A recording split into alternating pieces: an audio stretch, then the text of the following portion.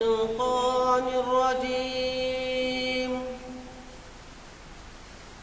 بسم الله الرحمن الرحيم.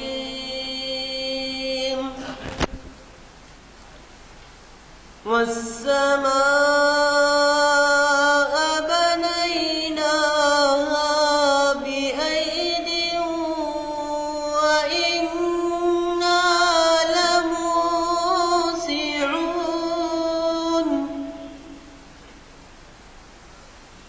والأرض فرشناها فنعم الماهدون.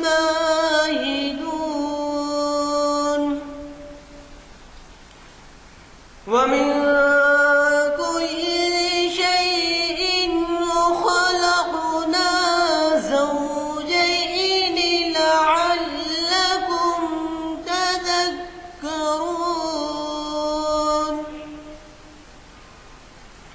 ففروا إلى الله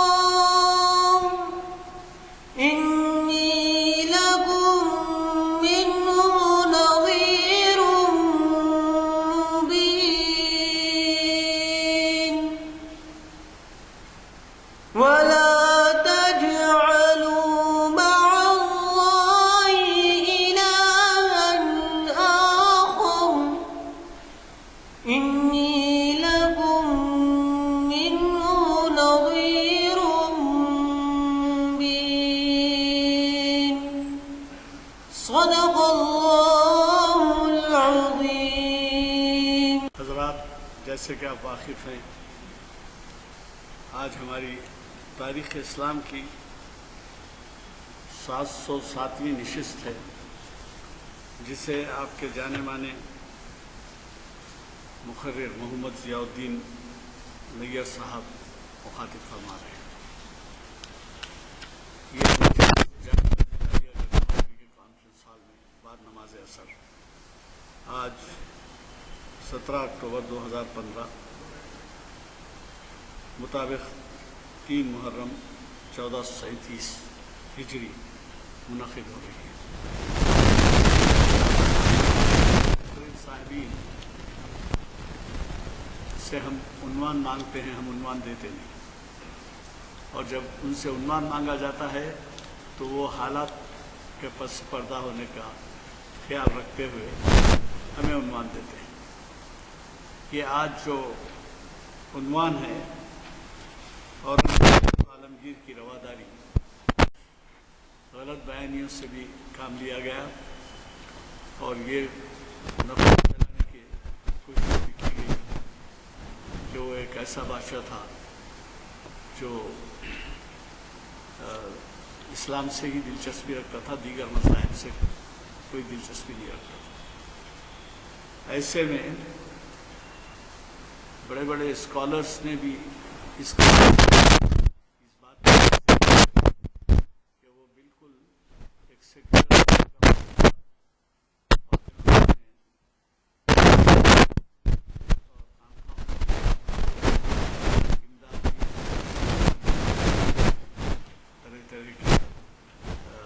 سہولتیں فراہم کی، وہیں ہندو منادر اور دیگر منادر کے لیے بھی اس نے اس کا خیال رکھا۔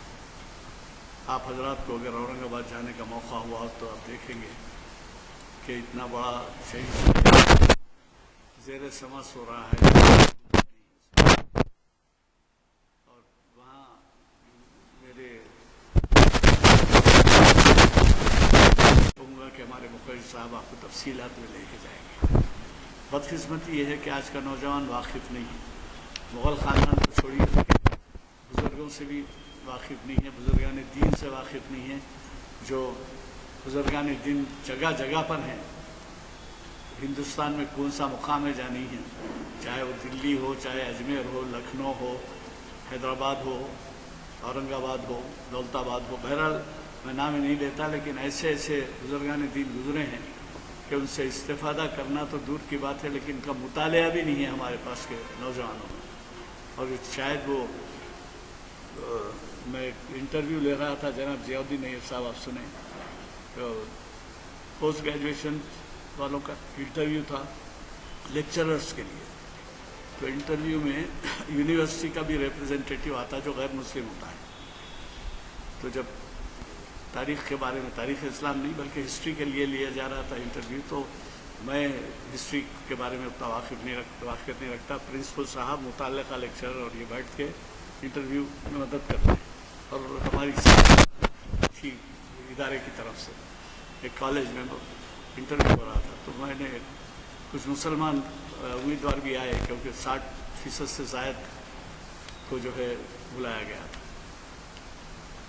तो एक मुसलमान साहब आए कैंडिडेट, और उनसे जब पूछा गया कि भाई कुछ बता सकते हैं आप कोई एक दो बुजुर्गान दीन के बारे में कुछ तफसीलात, तो वो नहीं बोल सके। तो जो गैर मुस्लिम वो एग्जामिनर आए थे यूनिवर्सिटी से, उन्होंने कहा आप दिलीप कुमार की पैदाइश पूछिए, बोलेंगे हो गई। ये हालत जानते ही नौजवान जो है हमारे इस कदर बेबहरा हैं कि ये लोग भी जानते हैं कि ये लोग वाकिफ़ नहीं हैं तालीमात से क्या हासिल है। खैर जो भी है, अल्लाह का शुक्र है कि आज हम इस महफिल में इस्तिफ़ादा कर रहे हैं ऐसे लोगों से जो बैनुल अक़वामी शोहरत रखते हैं, और ये वो लोग हैं जो हमारे पैनल में रहते हैं और ये मुकामी तौर पर भी बहुत बड़े मुकाम पे हैं। इब्तिदा तामीर मिल्लत के नायब सदर हैं, इकबाल शिनासी के सदर हैं, आपके इकबाल अकेडमी के सदर हैं। तो आज हमको फिर से उनको सुनने का मौका मिला है। यही नहीं कि वो इकबालियात के ऊपर वो कुछ बहुत बड़े स्कॉलर हैं इकबालियात के, बल्कि हमें ऐसे दूसरे उन्वानात से भी और दूसरे महफिल को भी वो मुखातिब करके हमको ऐसे मौक़े फराहम करते हैं। अल्लाह ताला से दुआ है कि उनका सिलसिला जारी रहे। आप ताज्जुब करेंगे कि 100 से ज़ायद लेक्चर उन्होंने मुखातिब किया है। ये जो अभी मैं आपसे जिक्र किया 707 लेक्चर का, 100 से ज़ायद लेक्चर को इन्होंने मुखातिब किया है। तो मैं आज के इस महफिल का आगाज़ अब्दुल वाहिद साहब मौज़न मस्जिद आज़ा के खुशिलान खिरात कलाम पाक से हुआ, और अब मैं गुजारिश करता हूँ हमारे आज के मुफ़र्रिर साहब से कि वो शहनशीन पर तशरीफ़ लाएँ और हम अपने ज़दीद ख़यालात से हमें इस्तिफ़ादे का मौका दें। बिस्मिल्लाहिर्रहमानिर्रहीम नहमदुहु व नस्तईनुहु व नस्तग़फिरुहु व नु'मिनु बिही व नतवक्कलु अलैहि व नऊज़ु बिल्लाहि मिन शुरूरि अनफुसिना व मिन सय्यिआति अमालिना मन यहदिहिल्लाहु फला मुज़िल्ल लहु व मन युज़लिल फला हादिय लहु व नशहदु अन ला इलाहा इल्लल्लाहु वहदहु ला शरीक लहु व नशहदु अन्न मुहम्मदन अब्दुहु व रसूलुहु। अम्मा बाद, मोहतरम माली जनाब गुलाम यज़दानी साहब, सीनियर एडवोकेट, कन्वीनर महाफिल जनाब रऊफ़ साहब और बुज़ुर्गों, दोस्तों, अस्सलामु अलैकुम रहमतुल्लाहि व बरकातहू।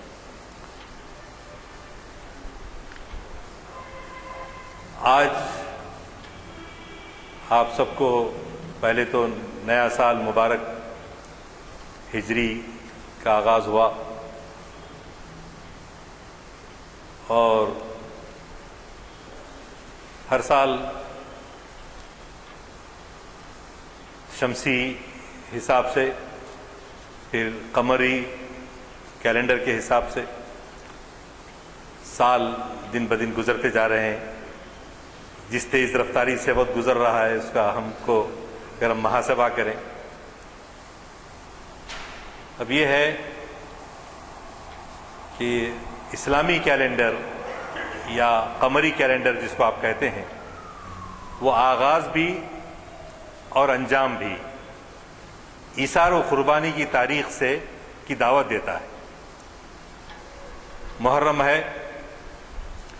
हज़रत ख्वाजा मोइनुद्दीन अजमीरी रहमतुल्लाह अलैह, ये वो गरीब नवाज नहीं, ये दूसरे हैं जिन्होंने कहा शाह अस्त हुसैन शहीनशाह अस्त हुसैन, दी अस्त हुसैन दी पनाह अस्त हुसैन, सरदाद नदाद दस्त दर दस्त यजीद, हक़ा के बिना ला इलाहा अस्त हुसैन।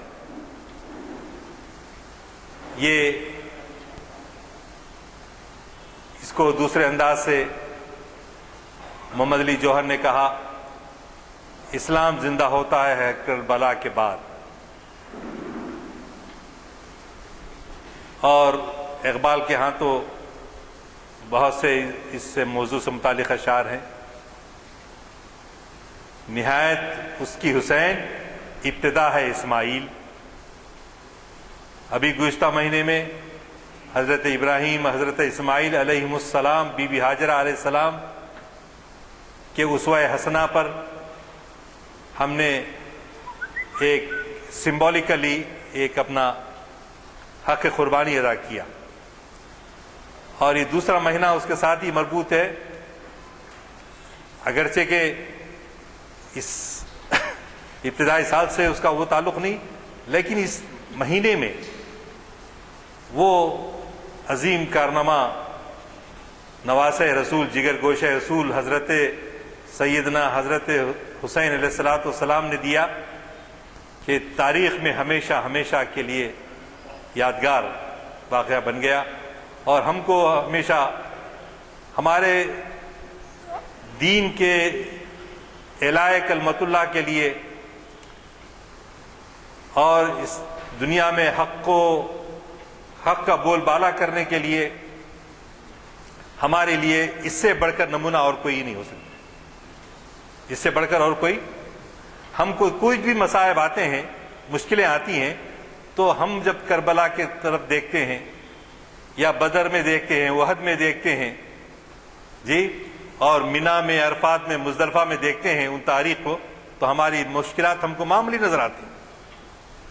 کوئی اس کی حقیقت ہی نہیں ہو سکتی.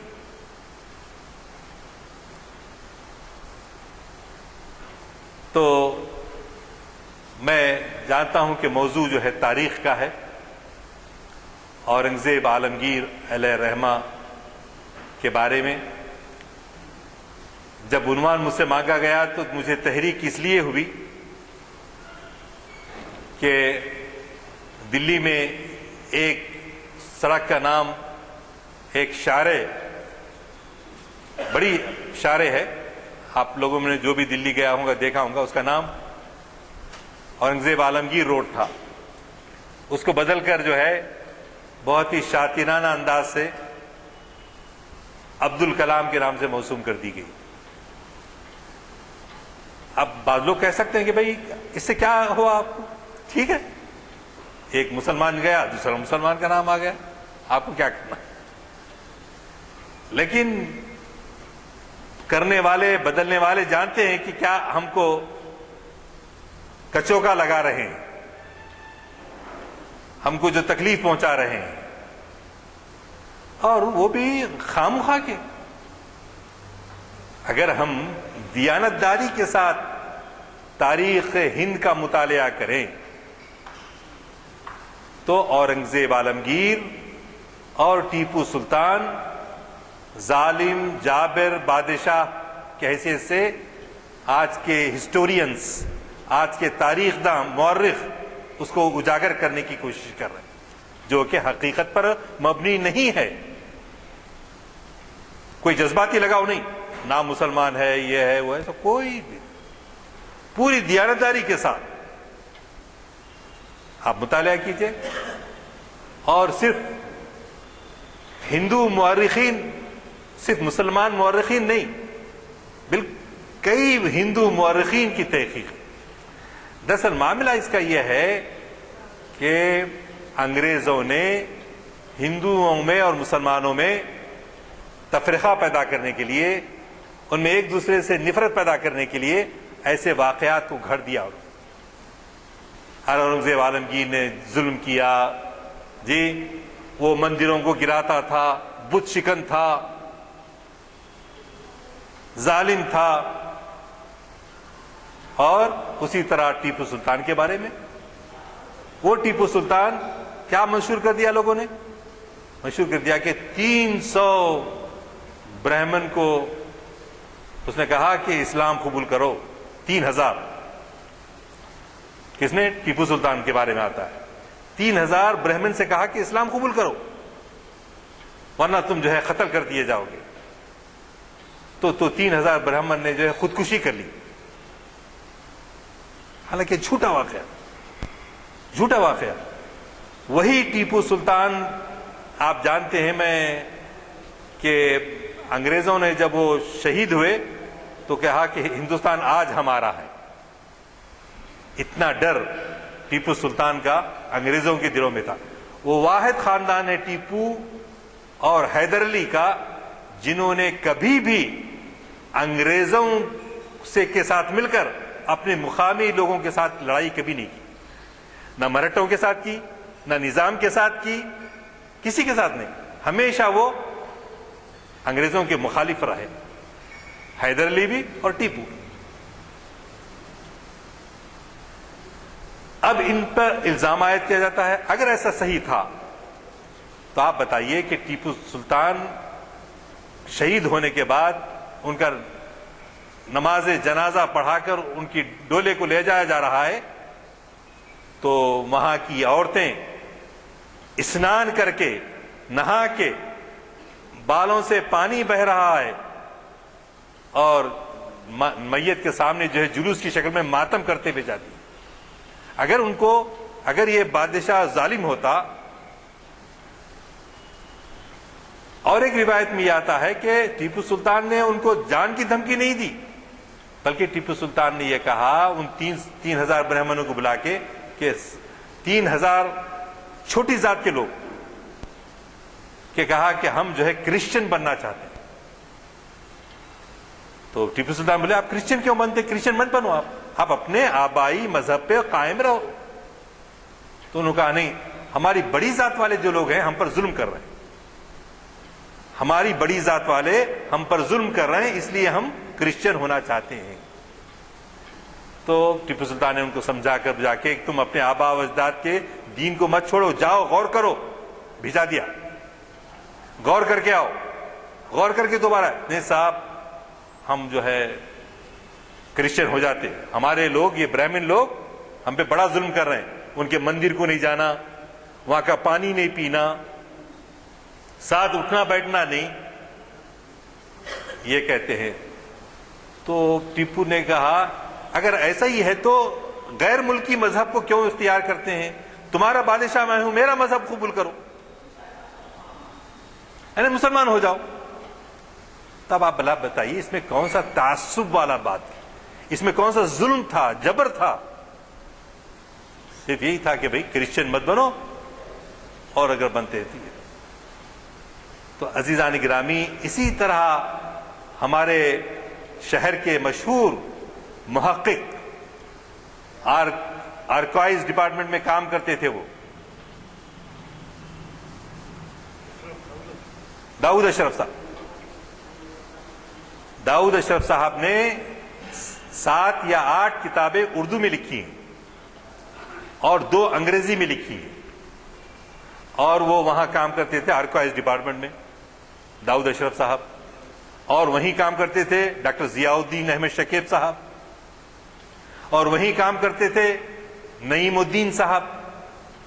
ان سب کی کتابیں موجود ہیں. اور آپ جانتے ہیں کہ ہمارے شہر کے مانے ہوئے محقق ہیں، ریلائبل. تو انہوں نے اپنی تحقیق سے لکھا ہے صرف حیدرآباد کے آرکائوز ڈپارٹمنٹ میں 1.5 لاکھ مسودات اورنگزیب عالمگیر کے زمانے کے ہیں. تارناکے میں، دور نہیں، تارناکے میں ہے 1.5 لاکھ. کس کو بولتے ہیں آپ 1.5 لاکھ؟ اور شاہجہاں کے دور کے 5,000 مخطوطات، عادل شاہی دور کے، قطب شاہی دور کے، بہمنی خاندان کے دور کے. ہمارے آبا و اجداد کا علمی ذوق ایسا تھے تو آبا وہ تمہارے ہی، مگر تم کیا ہو، ہاتھ پر ہاتھ دھرے منتظر فردا ہو. علم کے وہ موتی کتابیں اپنے آبا کی. ہم جو ہے جا کے آرکائوز ڈپارٹمنٹ میں دیکھتے ہیں تو 1.5 لاکھ ایسے مسودات ملتے ہیں. وہ کیسے آئے صاحب؟ آپ کو معلوم ہے کہ औरंगजेब आलमगीर का इंतकाल 1707 ईस्वी में हुआ और उन्होंने 50 साल तकरीबन हुकूमत की। 25 साल मशरूफ रहे शुमाली हिंदुस्तान में, 25 साल दक्कन में मसरूफ रहे। मगर इतने दौर औरंगजेब आलमगीर के बारे में अगर शुबा ही है तो बताइए कि बजोर शमशीर अगर किसी को उसने इस्लाम कबूल करने के लिए कहा होता तो आज हम इतने माइनॉरिटी में नहीं रहते थे। हम लोग माइनॉरिटी में नहीं रहते थे, मेजॉरिटी में रहते थे। ना हमारे लोग नॉर्थ इंडिया में कुछ किए ना साउथ इंडिया में किए। साउथ इंडिया में तकरीबन 700 साल इख्तिदार रहा मुसलमानों का, 700 ईयर्स, लेकिन कुछ नहीं किया। तो औरंगजेब आलमगीर के जमाने में जो आपके 1.5 लाख दस्तावेज मौजूद हैं, अगर कोई तहकीक का शौक रखते हैं तो वहां जाएं, बैठें, वक्त निकालें और जो है ऑथेंटिक रिकॉर्ड हुआ। दरअसल ये कि एक हिंदू मुअर्रिख, उनका नाम था जी बिशंबरनाथ देशपांडे, बिशंबरनाथ पांडे। ये जो है कांग्रेसी कायद भी थे और उड़ीसा के गवर्नर भी थे। जब वो म्युनिसिपैलिटी के सदर हुए तो उन्होंने उनसे एक मुकदमा आया कि एक मंदिर का झगड़ा है जिसकी जायदाद है, दो अब मेन जो है जो वारिस था उसका इंतकाल हो गया है।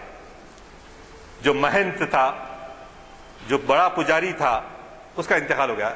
अब उसकी औलाद में, उसके मुतालिकीन में झगड़ा हुआ। तो बिशंबरनाथ पांडे के पास वो म्युनिसिपैलिटी के सदर थे, उनके पास उन्होंने रुजू हुए।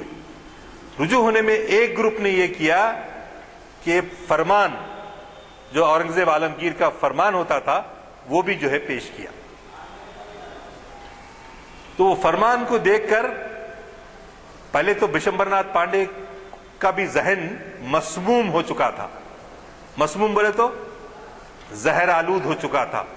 लोगों के भटकाने में आ गए थे कि ये फिरका परस्त बादशाह है, जालिम बादशाह है, ये उनका जहन बन चुका था पहले से।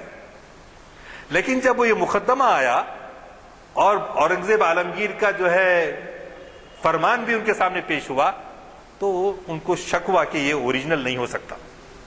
तो उन्होंने कांटेक्ट किया डॉक्टर सप्रो। डॉक्टर सप्रो एक मशहूर लीडर थे, आलिम आदमी थे, सर तेज बहादुर सप्रो, लीडिंग लॉयर, अरबी और फारसी के माहिर। तो बिशंबरनाथ पांडे ने उनसे कांटेक्ट किया और उनसे कांटेक्ट करके कहा कि आप जो है ये फरमान जो है पेश किया जा रहा है, आप इसकी सदाकत पर गौर कीजिए, आप मुताला कीजिए और मुझे बताइए। तो सर तेज बहादुर सप्रो ने उसका मुताला करके बताया कि ये असली है, ये औरंगजेब आलमगीर का लिखा हुआ है, इसमें कोई शुबा नहीं। तो जब उनको एतबार आया, यकीन आया बिशंबरनाथ पांडे को, आने के बाद उन्होंने क्या किया, अपने असर में जितने भी मंदिर थे उन मंदिरों के इंचार्ज को लेटर्स लिखे कि आप लोगों के पास ऐसे कोई फरमान है तो भेज दो। तो सिर्फ हरियाणा, एक छोटी सी रियासत है, आप देखिए हरियाणा से 3000 फरमान औरंगजेब आलमगीर के आए, 3000 फरमान, जिसमें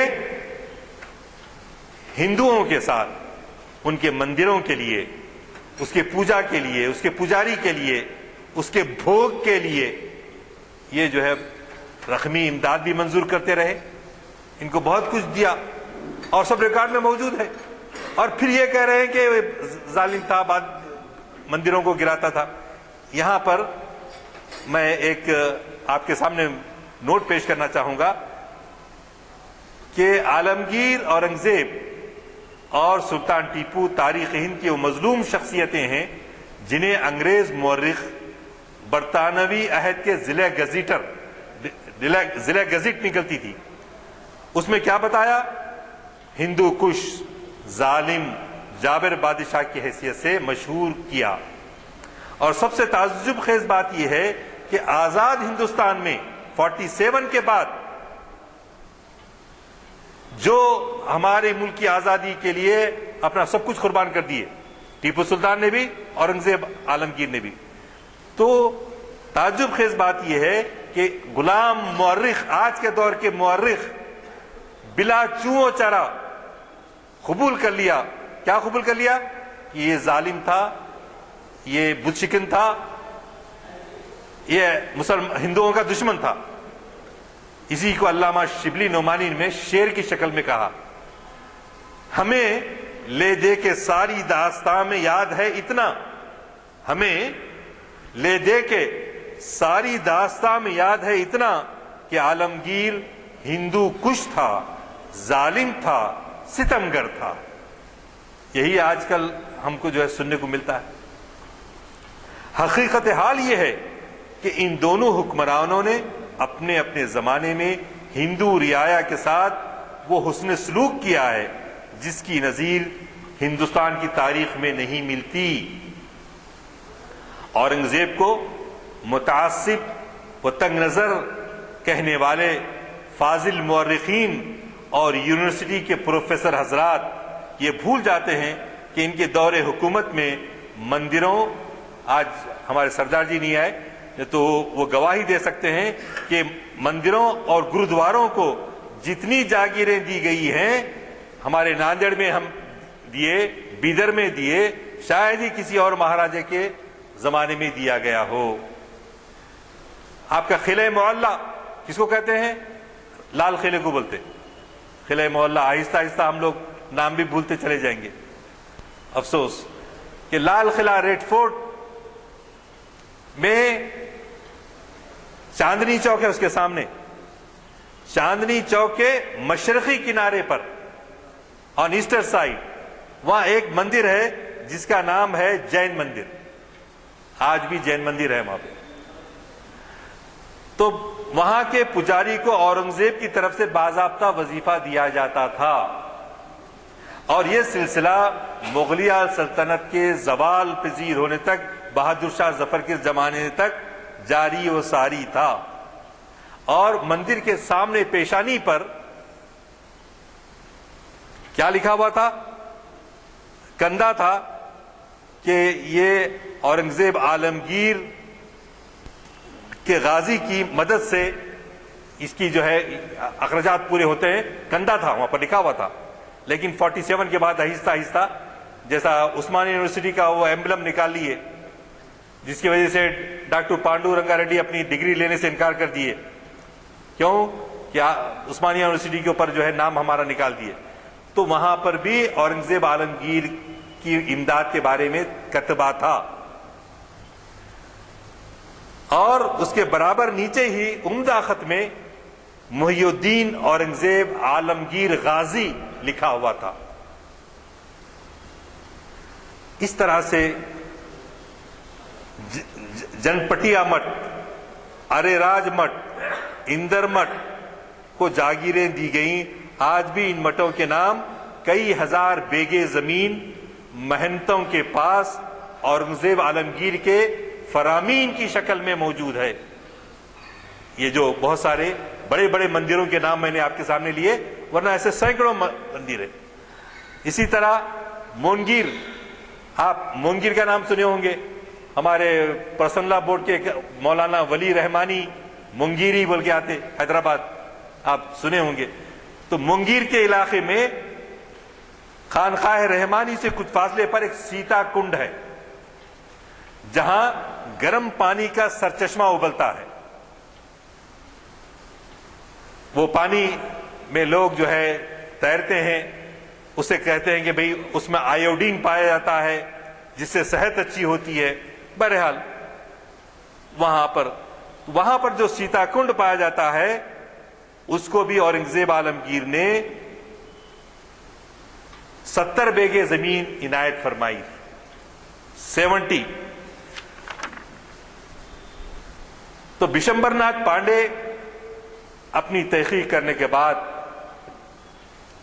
یہ جو شرنگیزی پہنچائی جا رہی تھی اس کے بارے میں بہت کچھ کہا، بہت کچھ لکھا. تو ضرورت اس بات کی ہے، ایک واقعے کو بڑا مشہور کیا کہ اورنگزیب عالمگیر کلکتہ جا رہے تھے، بنگال جا رہے تھے. بنگال جا رہے تھے، گزر رہے کس کے راستے سے؟ بنارس کے راستے سے گزر رہے تھے. اور ساتھ ان کے بادشاہ وقت، اب دیکھتے نہیں ہمارے چیف منسٹر صاحب نکلے تو آپ گاڑی کے پیچھے گاڑی، گاڑی کے پیچھے گاڑی، اور کون سی ایک نمبر کی سارے گاڑیاں کس میں ہے نہیں معلوم، ڈر اتنا جان کا. تو ہر زمانے میں ایسا رہتا ہے. تو اورنگزیب عالمگیر کے ساتھ اس زمانے کے جو راجا مہاراجے تھے وہ بھی ان کے ساتھ جا رہے تھے. ان کے ساتھ ساتھ جو ہے ان کی رانیاں بھی تھیں، بال بچے بھی تھے. رانیاں کس میں جاتی تھی؟ پالکیوں میں لے کے جاتے تھے. تو بنارس کے پاس آنے کے بعد بعض پنڈتوں نے کہا سرکار ہمارا یہ مقدس مقام ہے. اورنگزیب عالمگیر سے ریکویسٹ کی کہ ہمارا یہ مقدس مقام ہے، ہماری رانیاں چاہتی ہیں کہ یہاں گنگا میں اشنان کریں، غسل کریں، اور جو ہے وشوناتھ مندر کی پوجا کریں.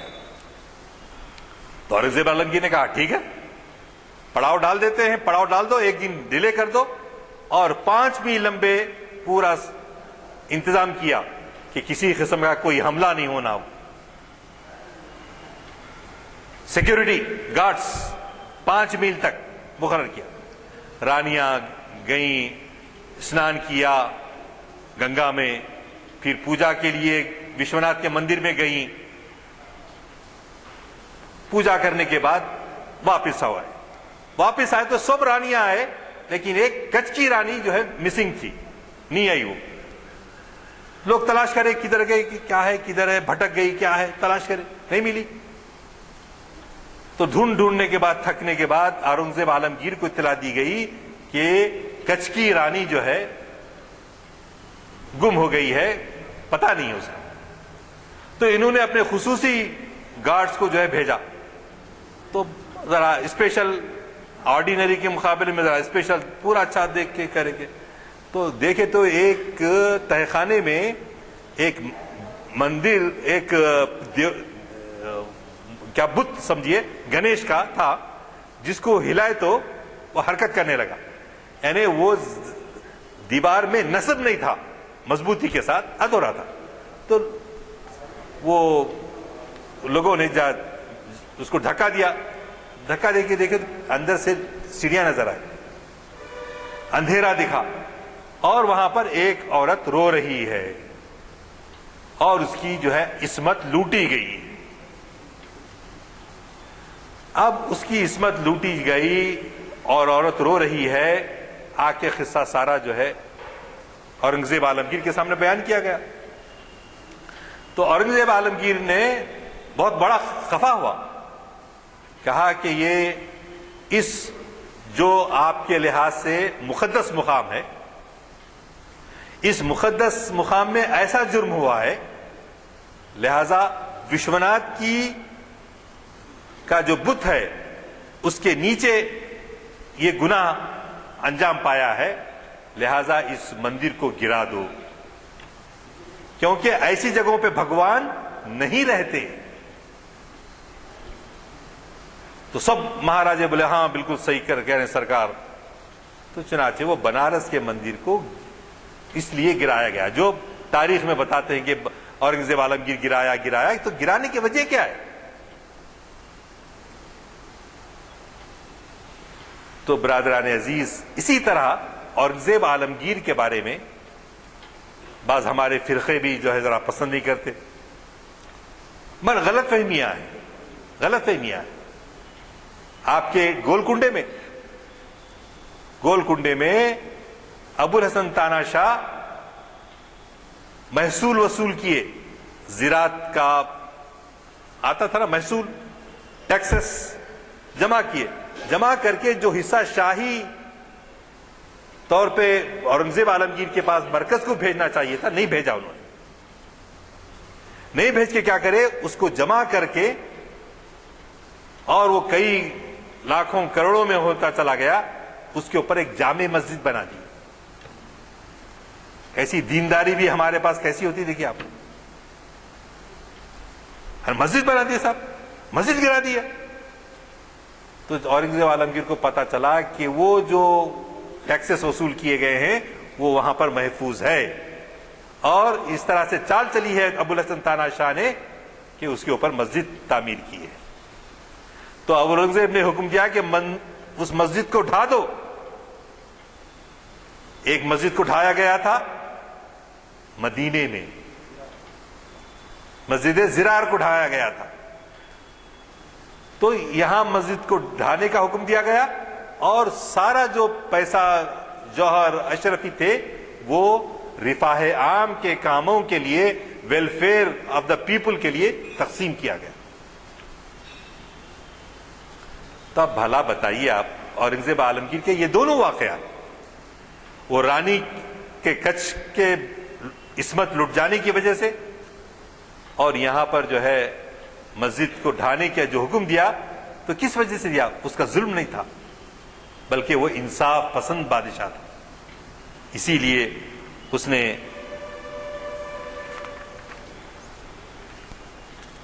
تو ایسے بہت سارے، ہم اگر کتابوں میں پڑھیں تو آپ کو جو ہے ایسے بہت سارے واقعات ملتے ہیں سارے ہندوستان میں کہ اورنگزیب عالمگیر ظالم بادشاہ نہیں تھا۔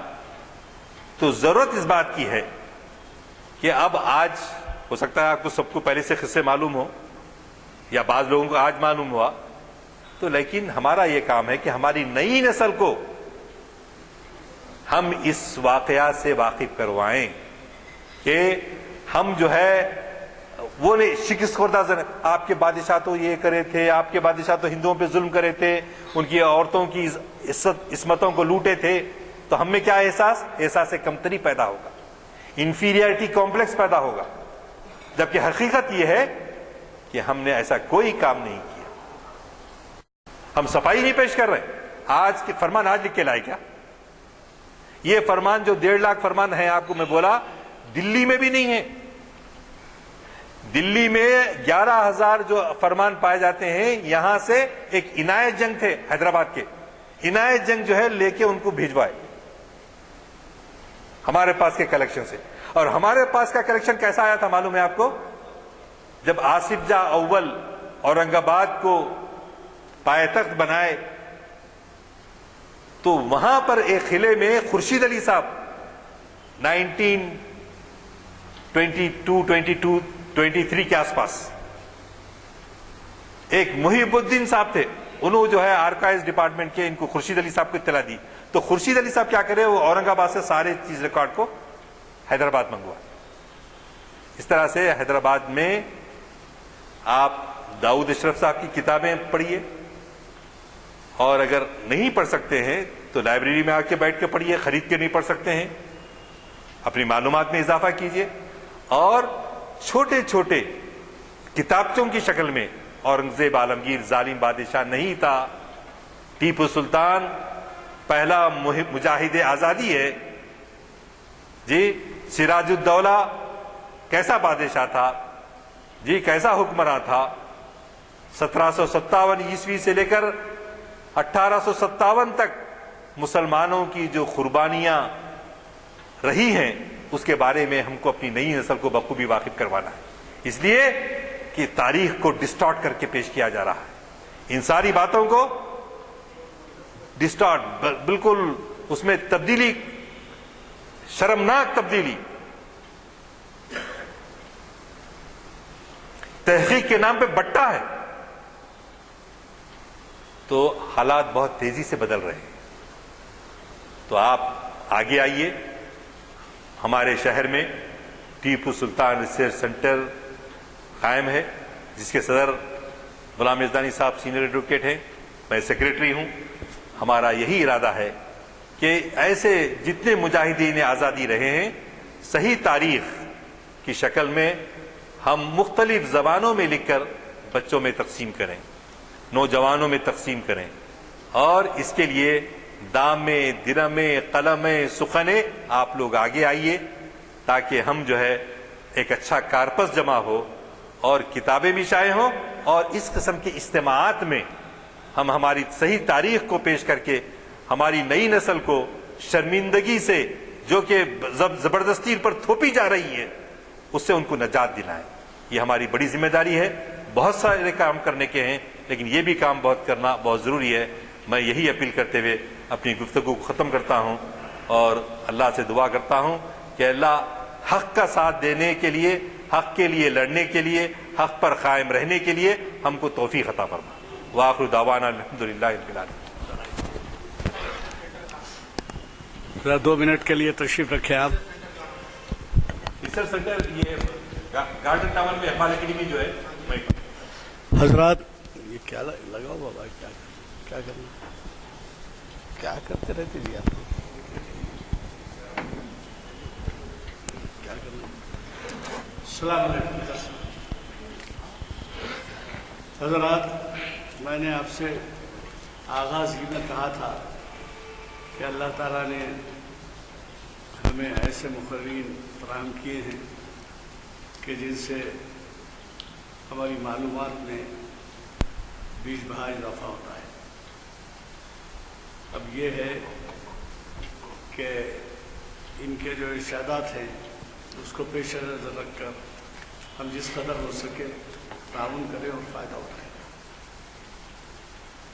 یہ بات کہ یہاں پر حوالہ دیا گیا وشمبر ناتھ دیشپالڈے کا، وہ حیدرآباد بھی تشریف لائے تھے کہ معرف الدین صاحب نے اہتمام کیا تھا، اور وہ حقائق پر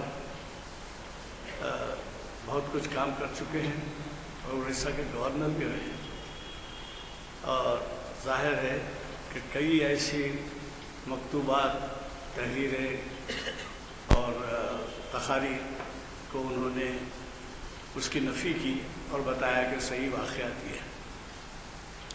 داؤد اشرف صاحب کا ذکر کیا گیا، اللہ انہیں اچھا رکھے، وہ علیل ہیں اور ہمارے ہاں بھی وہ میرا جہاں خیال ہے 2 لیکچر دے چکے ہیں۔ ہماری جو فہرست ہے تاریخ اسلام کی 707ویں نشست کچھ ہے، تو اس میں 2 لیکچر ان کے بھی ہوئے اور انہوں نے بھی بہت جافشانی سے کام کیا ہے، اور ان کو اور وہاں پر کام کرنے والے جو حضرات ہمیں مخاطب کر چکے ہیں، ضیاء الدین شکیف صاحب، نعیم الدین صاحب، جو بھی مخاطب کیے ہیں، ایسے محسوس ہوتا ہے کہ اللہ تعالیٰ نے ان سے خاص کام کے لیے ان کو اس محکمے کے حوالے کیا۔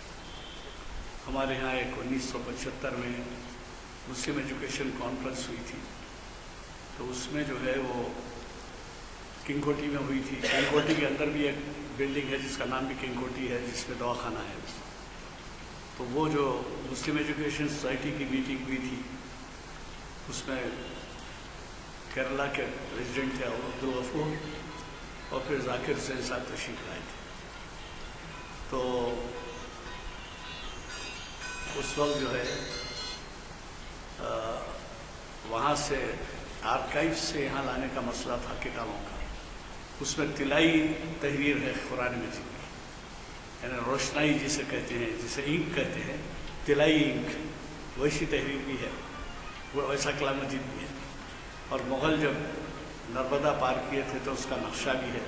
ایسے ایسے ڈاکیومنٹس ہے کہ دیکھنے سے تعلق رکھتے ہیں۔ اور آرکائیوس کے صدر محترم مسلم ہیں کہ ابھی بھی عبدالغفور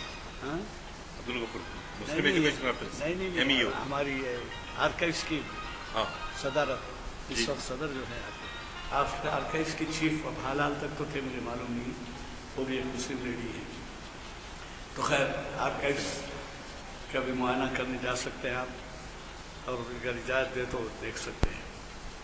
تازہ مثالیں ہمارے پاس ہماری رواداری کی جو ہے، مجھے مقدمے میں کوتاگوڑم جانے کا موقع ملا تھا۔ راماورم ایک مقام پہ منصفی تھی، تو وہاں پر بھدراچلم کے ٹیمپل کو لے گئے میرے موقع لیے، کیونکہ وہ مقدمات جیتنے کے بعد وہ چاہتے تھے وہ کچھ پوجا کرے. جب تالاب میں وہ اس میں دریا کراس کر کے جانا پڑتا تھا، پل بن گیا. اندر جا کے دیکھا میں تو اس زمانے کے اور اعلیٰ حضرت حضور نظام کی جو عطائے ہیں، سرٹیفکیٹس ہیں، سونے کے کیا کیا عطیے دیے گئے ہیں، وہ سب الماریوں میں رکھے ہوئے ہیں. اور یہ سلسلہ اب سے نہیں، مغل بادشاہوں سے پہلے سے چلا ہے کہ ہم ٹالریشن سے کام کیے. اگر آج بھی ایسے لوگ موجود ہیں، یعنی کوئی طنز کے طور پہ نہیں، مثال کے طور پہ علی میاں نے فرمایا اپنی ایک خطاب میں، حیدرآباد میں بھی انہوں نے فرمایا تھا کہ وہ دلی سے لکھنؤ کا سفر کر رہے تھے ٹرین میں، تو فرسٹ کلاس کے ڈبے میں تھے، تو کوئی ایک ہندوستانی سردار جی تھے یا کوئی تھے، وہ بیٹھے ہوئے تھے، نماز کا وقت ہوا تو اللہ اکبر کہہ کے نماز ادا کر بیٹھا. تو انہوں نے پوچھا کہ صاحب آپ اکبر کا نام کیوں لیتے ہیں؟ اکبر سے مراد مغل بادشاہ. نماز میں اکبر کا نام کیوں لیتے ہیں؟ تو وہ تو جواب دے دیے، لیکن انہوں نے اپنی کتاب میں لکھا ہے ہم نے 1000 سال حکومت کی ہے، 1000 روز ہوتی ہے، لیکن اللہ اکبر کے معنی نہیں سمجھا سکے ہمارے بہت سے. یہ حال ہے ہمارا. تو یہ لوگ کہاں کنورٹ کرے، کہاں ظلم کرے، کہاں زیادتی کرے، اور جو ہے تبلیغ کا کام کرے. یہ تو رواداری سے کام کیا ہمیشہ. اس کے بعد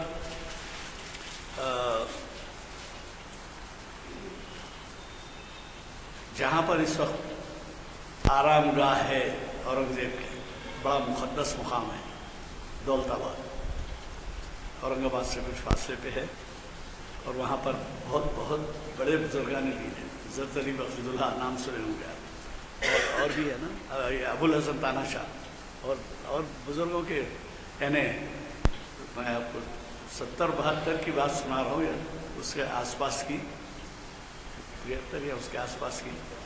جب مجھے جانے کا موقع ہوا تو آپ اندازہ لگائیے کہ وہ کتنا معصوموں کا علاقہ تھا، کہ کوڑیاں ملتے تھے. اب تو کوڑیوں کے مول بول کے بولتے ہیں، بچے کوڑیاں ہی سمجھتے، کیوں نہیں سمجھتے. آپ 1 پیسہ دیجئے 25 کوڑی لے لیجیے، اور 25 کوڑی میں 1 کوڑی بانٹ کے چلے جائیے. چلن جو ہے آج 5 پیسے کا نہیں ہے، 10 پیسے کا نہیں ہے، روپیے کا چلن ہے آپ کا. ہمارا کوڑی کا چلن تھا اس وقت. یہ اتنے سکون، اور ایک قریب میں ایک وہاں پہاڑ ہے، اس کے اوپر مسجد ہے. تو سنتے ہیں کہ مغرب شمالی ہند سے، ایران سے اور کانکا سے 400 علماء یہاں آئے تھے. اور وجہ یہ تھی کہ ایلورا ایجنڈا کے بارے میں ان کو معلوم ہوا تھا کہ بدھ گری بہت زیادہ ہے. 400 علماء آئے تھے سواریاں اس زمانے میں. تو خیر، جو کچھ آپ نے ہمیں بتایا، اس سے آپ کو اندازہ ہوا ہوگا کہ ہم کیسی تاریخ رکھتے ہیں. اور ایک سادگی کے بارے میں آپ نے کہا کہ وزرائے اعظم یا فلاں اس قسم کے تھے، ایسی سادگی تھی. سادگی کا یہ عالم ہے کہ ایک ولسن نامی ایک پرائم منسٹر تھا انگلینڈ میں. اس نے اپنے دورے میں کوئی ایک مقام، جیسے آپ کو معلوم ہے برمنگھم یا فلاں ایسے شہر ہیں، دورے پہ گیا. وہ دورے پہ جا کے ہوٹل کے اندر اس کا پی اے جا کے گاڑی رکی اور کاؤنٹر پہ پوچھا کہ روم نمبر 62 ہے پرائم منسٹر کا، یہ بکنگ ہے ولیم کی وجہ. تو اس نے کہا اچھی بات ہے جائیے. تو نہیں وہاں کوئی ہے اندر. تو یہ ٹیلی فون کر کے اس کو فوری خالی کرایا اور ان کو اس وقت تک بازو کے کمرے میں جگا دیا. تو یہ پرائم منسٹر جو ہے گاڑی میں سے اتر کے ہوٹل میں آیا، کاؤنٹر پہ کھڑا رہا اور اوپر گیا، لیکن کسی کو رکتے ہوئے اس کی پذیرائی کرتے ہوئے یا ویلکم کرتے ہوئے نہیں دیکھا گیا. حال کے دورے تک گیا. تو یہی حال بادشاہوں کا تھا ہمارے، کہ وہ کبھی اپنے عہدے کا ناجائز فائدہ نہیں اٹھائے، سکہ نہیں جمائے، اور ان کا منشا کبھی بھی یہ نہیں تھا کہ کسی طریقے سے ناجائز فائدہ اٹھائے. خیر، اب جو بھی ہوا بہت کچھ باتیں کہی گئی. ایک اعلان مجھے یہ بھی کرنا ہے. آپ کو بتایا گیا تھا کہ 18 تاریخ کو ہماری 241ویں نشست پبلک گارڈن ہیلتھ لیکچر کی ہونے والی ہے، لیکن وہ گورنمنٹ کے طرف سے کچھ ریپیئرس چل رہے ہیں، وہ بھی ہو گئی ہے. 241ویں نشست نومبر میں ہی ہوگی.